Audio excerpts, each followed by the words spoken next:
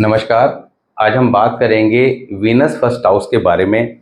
Venus first house अगर आपकी लगन कुंडली में है तो आपको होल लाइफ क्या इम्पैक्ट देगा, यही वीनस वर्षफल में आ जाए तो उस साल क्या इफेक्ट देगा, क्योंकि वर्षफल सबसे इम्पॉर्टेंट है। वर्षफल में जो प्लैनेट जैसा आएगा उस साल अपना असर वैसा देगा। अगर हम हर साल अपने वर्षफल को सही करके चलें, सही करने से मतलब क्या होता है कि हमारे 9 प्लैनेट को बैलेंस करके चलें कि पर्टिकुलर वर्षफल में जो प्लैनेट उस साल खराब स्थिति में हैं तो उनके लिए क्या करना है, क्या उपाय करने हैं। जो अच्छी पोजीशन में आ गए उनके लिए क्या करना है ताकि वो अपने ज़्यादा अच्छे रिजल्ट दे के जा सकें। वर्षफल बर्थडे टू बर्थडे चलता है, यानी कि आपका जन्मदिन से शुरू होता है, अगला जन्मदिन आने तक चलता है और जब भी स्टार्ट होगा 1 महीना पहले अपना असर देना शुरू कर देगा। ये सिंपल सी बात हमें पता होनी चाहिए। वीनस के अभी हम कुछ स्पेसिफिक रूल की बात करेंगे कि ये रूल अगर आप देखेंगे तो पर्टिकुलर वर्षफल में भी अप्लाई करेंगे और लगन कुंडली में अप्लाई करेंगे। तो लगन कुंडली में अगर वीनस फर्स्ट हाउस में है तो वीनस हमारी कुंडली का सबसे खूबसूरत प्लैनेट है। That is give you luxury, royalness, brand, सब चीज़ें वीनस देता है।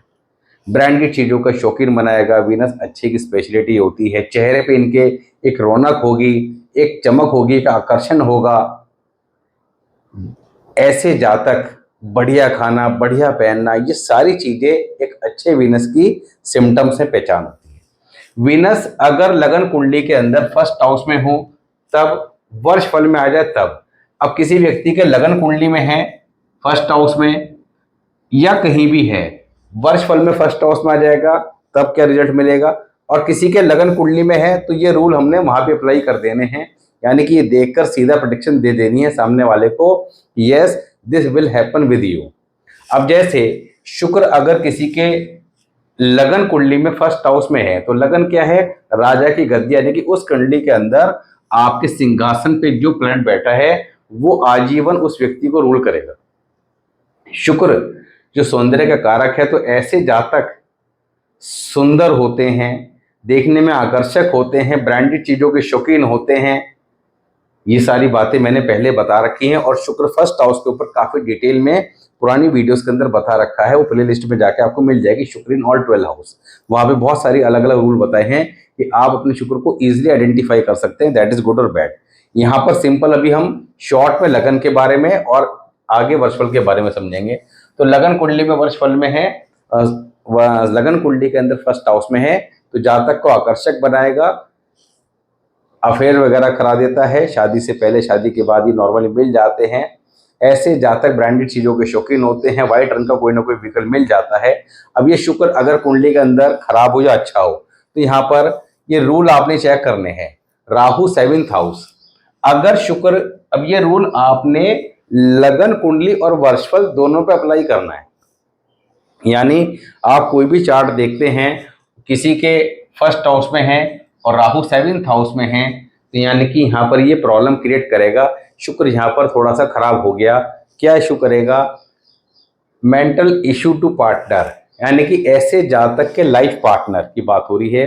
अब यहाँ पे लड़का है लड़की की नहीं हो रही। बहुत सारे लोग कहते हैं जी आप लड़कों के बारे में बताते हैं, लड़कियों के बारे, देखिए रूल सब पे समान ही एप्लीकेबल होंगे। यहाँ पर जब हम लाल किताब के कॉन्सेप्ट से देखते हैं तो लाल किताब शुक्र को ही दोनों में कंसिडर करती है। जब वैदिक में जाते हैं तो वहाँ पे लड़कियों के लिए जुपिटर और लड़कों के लिए वीनस काम करता है। तो यहाँ पर जब हम लाल किताब का कॉन्सेप्ट अप्लाई करते हैं डेफिनेटली काम करता है, 100% मैच करता है। आप जितने भी रूल बताए पीछे सारे रूल टेस्ट करके देख लीजिएगा।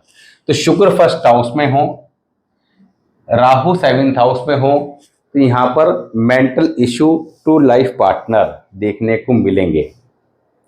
क्यों, Rahu is the enemy of Venus और यहाँ पर ये कॉम्बिनेशन बन जाएगा, प्रॉब्लम क्रिएट करेगा ही करेगा। राहु 7th हाउस के बारे में वैसे भी आपको अलग से बता रखा है कि that's create trouble in married life. अब ये हर एक के लिए अलग अलग होता है, डिपेंड करता है वो हाउस कितना स्ट्रांग है। वो अष्टावर्ग से आप निकाल सकते हैं कि राहु यहाँ पर खराब होके बैठा है। हालांकि पैसे वाला बनाता है, इसमें कोई डाउट नहीं है, मगर मैरिड लाइफ में चैलेंजेस क्रिएट करता है। यही वीनस फर्स्ट हाउस में है, सूर्य आपका 7th हाउस में हो तो अब भी health issue to partner. Rahu के होने पर मेंटल, दिमाग से संबंधित बीमारी देगा। अगर सूर्य है तो यहाँ पर overall health issue to partner, किसी न किसी प्रकार के हेल्थ इशू परेशान करेंगे। यही मून अगर 7th हाउस में है तब क्या करेगा, तो यहाँ पर ऐसे व्यक्ति की अपनी मदर इन लॉ के साथ थोड़ा कम बनती है, और स्पेशली लड़के के चार्ट में हो तो ऐसे में पत्नी की सास के साथ कम बनती है, या इसको आप ऐसे कहेंगे कि लड़के की कुंडली में है तो लड़के की माँ से लड़के की वाइफ की कम बनती है।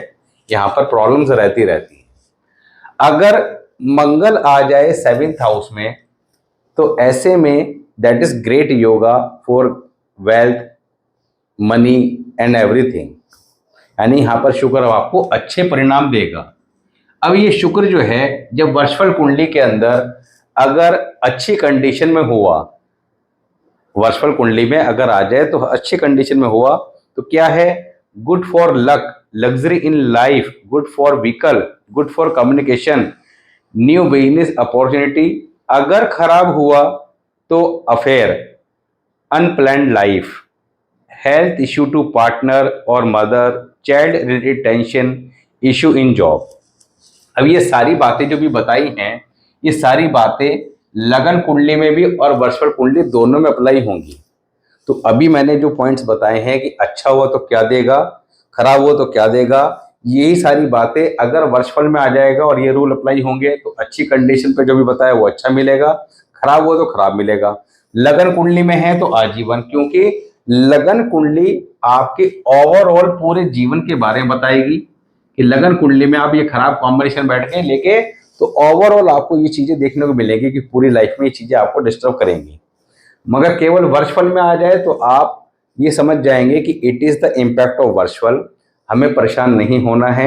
वर्षफल स्टार्ट हुआ है, शुरू होने से मैंने फिर बताया कि 30 दिन पहले अपना असर देना स्टार्ट कर देता है। तो जब हमें ये पता लग जाता है कि हमारा ये नया साल जो है, नया साल से मतलब हमारा जो वर्षफल है ये स्टार्ट होने जा रहा है और इसके अंदर ये अच्छा और ये खराब है, तो इस खराब से बचना कैसे, क्योंकि जब स्टार्ट हुआ अचानक प्रॉब्लम्स क्रिएट हुई तो हम घबरा जाते, परेशान हो जाते हैं कि ये अचानक क्या हो गया, कब तक रहेगा, क्या रहेगा। जहां महीने 2 महीने प्रॉब्लम फेस करी तो पता नहीं सोचते हैं कि शायद आजीवन ही ये कुछ चीज़ें दुखी करेंगी। मगर जब आपने ये कैलकुलेट कर लिया कि भाई ये बर्थडे आने तक इशू रहेगा, और फिर सबसे इंपॉर्टेंट कि यहाँ पर रेमेडी क्या करनी है। अब यहाँ पर शुक्र फर्स्ट हाउस में हो, सबसे अच्छे रेमेडी क्या करें, सतनाजा का दान करें, एवरी फ्राइडे कर दें, वंस इन ए मंथ कर दें फ्राइडे को। अपने वजन के बराबर कर दें तो और अच्छी बात है, नहीं तो अपने वजन का 10वां हिस्सा कर दें।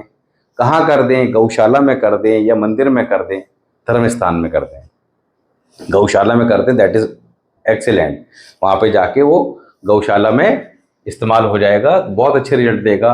तो केवल हमें ये पता होना चाहिए कि पहले तो कि अगर ये कोई रूल स्पेसिफिक अप्लाई हो रहा है तो उस कंडीशन में क्या करना है, और वर्षफल में आ जाए तो वो पर्टिकुलर कंडीशन उस साल के लिए रहेगी तो घबराना नहीं है, उस साल को उपाय करके अपना शांति से निकाल लें।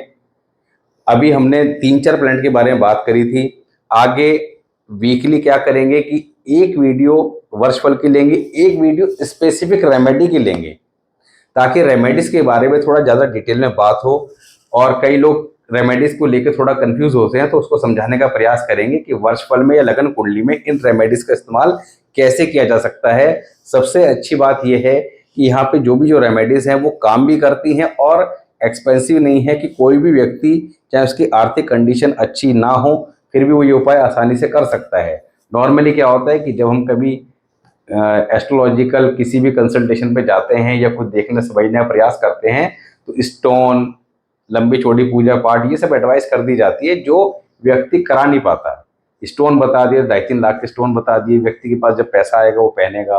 पूजा पाठ बता दिए, 1.5-2 लाख की पूजा बता दी। लोग करा रहे हैं, जिन पे है वो करा रहे हैं, मगर जिन पे नहीं है, परेशान हैं, वो सोचेंगे ये कराएंगे तभी कुछ होगा। मगर यहाँ पर ये रेमेडी अब सतनाजा है, तो सतनाजा कितने का आ जाएगा, आप 100 रुपये का कर सकते हैं दान। तो आप कुछ भी करेंगे उसका बेनिफिट आपको मिलेगा अपनी सामर्थ्य के अनुसार। थोड़ा सा आपकी स्थिति ठीक है, अपने वजन के बराबर कर दिया, स्थिति कम है, वजन का 10वां हिस्सा कर दिया। हर हफ्ते कर सकते हैं, वंस इन ए मंथ कर सकते हैं। तो जितना भी करेंगे आपको लाभ मिलेगा ही मिलेगा। मगर करना अवश्य चाहिए, क्योंकि आपकी लगन कुंडली जैसी भी लेके आप पैदा हो गए, मगर वर्षफल ये बताएगा कि हर साल को कैसे बैलेंस करना है। यानी लगन कुंडली कितनी भी अच्छी हो या खराब हो, इस अलग विषय है। ये साल कैसा जाएगा ये एक अलग विषय है। किसी की लगन कुंडली बहुत अच्छी हो सकती है, जीवन में अरबपति बनेगा, ये बनेगा वो बनेगा, मगर पर्टिकुलर ईयर के अंदर हो सकता है उसको जेल जाना पड़े, या कोर्ट कचहरी के चक्कर लगाने पड़े, डॉक्टर अस्पताल के चक्कर लगाने पड़े, कोई एक्सीडेंट हो, कुछ भी हो, वो वर्षफल बताएगा। तो वर्षफल को बैलेंस करना सबसे इंपॉर्टेंट है। इसलिए हमेशा अपने वर्षफल को देखिए, समझें, ताकि जीवन में परेशानियों से बचे रहें।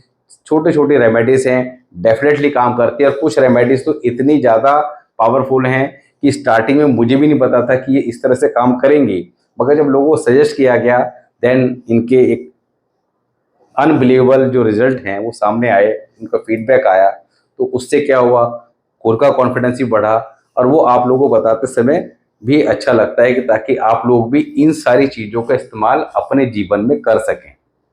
नेक्स्ट वीडियो में अपनी डिटेल वगैरह भी डालिएगा, अगर थोड़ा समय हुआ तो किसी कुंडली का विश्लेषण भी करने का प्रयास करेंगे। मिलते हैं नेक्स्ट वीडियो में, तब तक के लिए नमस्कार।